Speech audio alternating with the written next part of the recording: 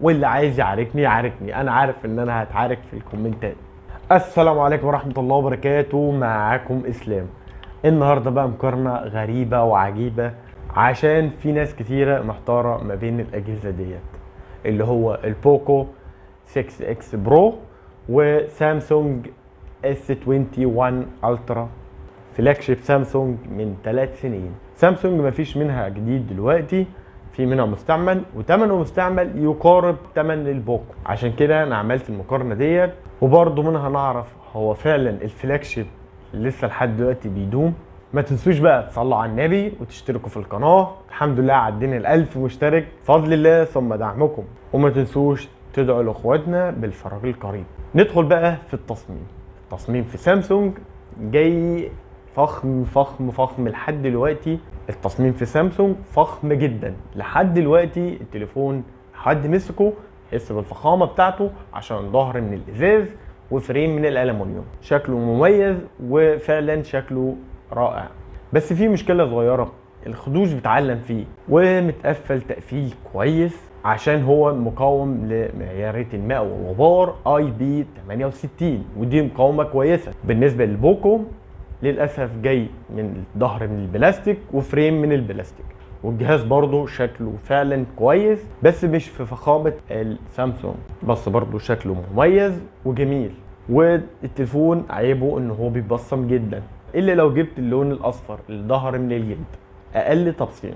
والتليفون برضو مقفل كويس ومعاه معيارة الماء والغبار IP54، ودي مش اقوى حاجة او مش الافضل في الفئة حتى المتوسطة، عشان المقاومة ديت مقاومة لرذاذ الماء بس.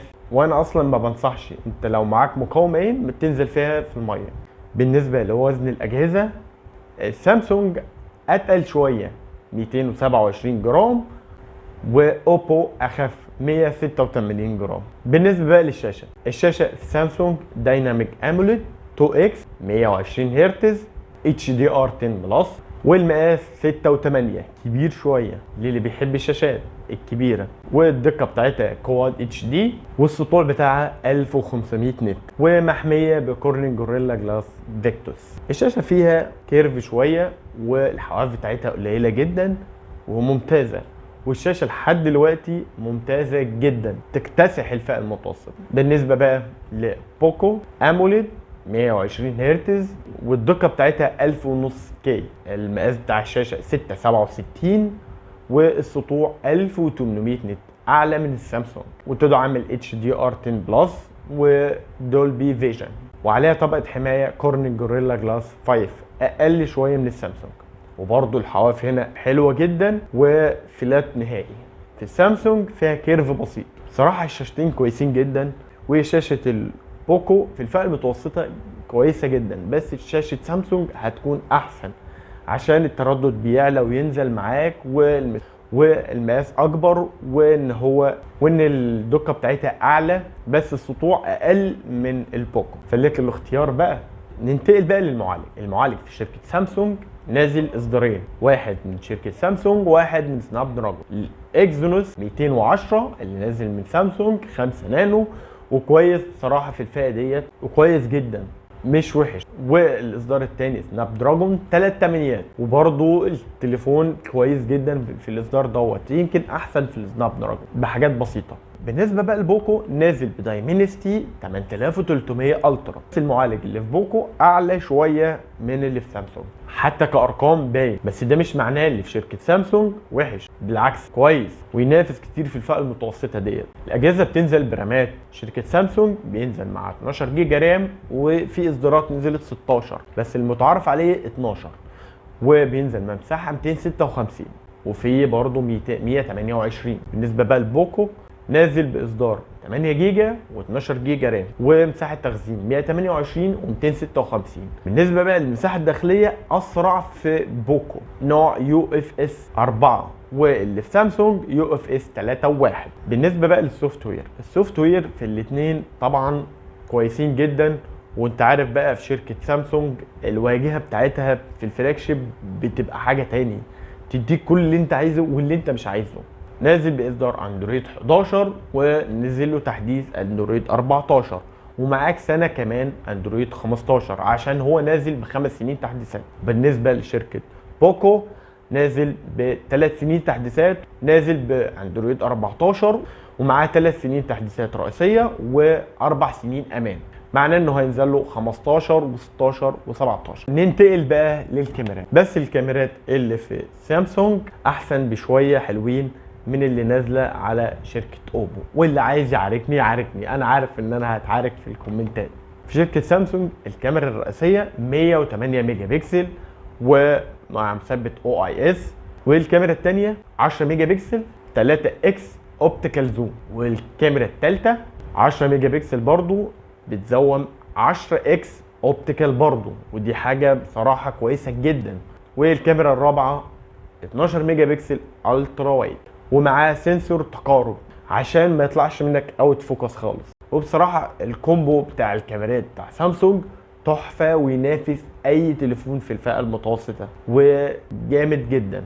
والكاميرا ال10 اكس بتزوم لحد 100 اكس بس مش اوبتيك. والكاميرا الاماميه 40 ميجا بكسل. صراحه الكاميرات تحفه جدا. الكاميرات الخلفيه بتصور 8K والكاميرا الاماميه بتصور 4K. ندخل بقى للاوبو. الاوبو الكاميرا الرئيسيه 64 ميجا بكسل مع مثبت بصري او اي اس، والكاميرا الثانيه 8 ميجا بكسل الترا وايد، والكاميرا الثالثه 2 ميجا بكسل للمايكرو.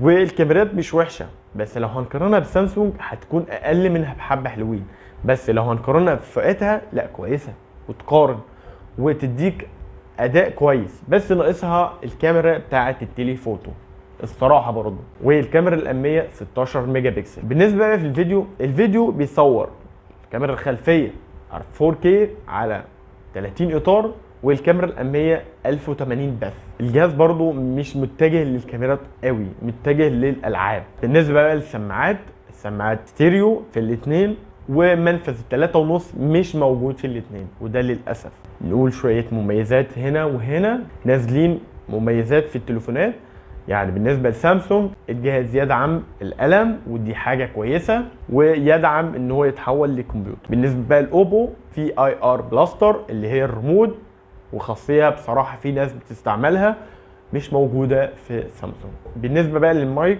سامسونج فيها 3 مايكات عازل للضوضاء، انما شركه اوبو هو في مايك واحد. والبصمه في الاثنين سريعه وحلوه، بس في شركه سامسونج التراسونيك انما في الاوبو اوبتيكال، والمفترض الاحسن امانا اللي في سامسونج. وبالنسبه للناس اللي بتسال على الراديو، الاثنين ما فيهمش راديو. بالنسبه بقى للبطاريات، البطاريات في الاثنين 5000 ملي امبير، والبطاريات بصراحه كويسه، بس في اوبو على ما اعتقد هتكون احسن شويه من شركه سامسونج. ننتقل بقى لسرعه في سامسونج 25 واط، ودي قليله جدا حتى في الفئه المتوسطه، بس بيتميز ان هو بيشحن وايرلس 15 واط ويدعم الشحن العكسي 4 و5 واط، يعني تشحن بيها سماعه وايرلس. وفي اوبو 67 واط، وده بصراحه شاحن كويس في الفئه المتوسطه، هو مش اعلى حاجه بس كويس وما بيدعمش الشحن العكسي. انا بقى كده خلصت كلامي، وبشكرك لو انت وصلت لحد هنا، بجد انت اجدع ناس.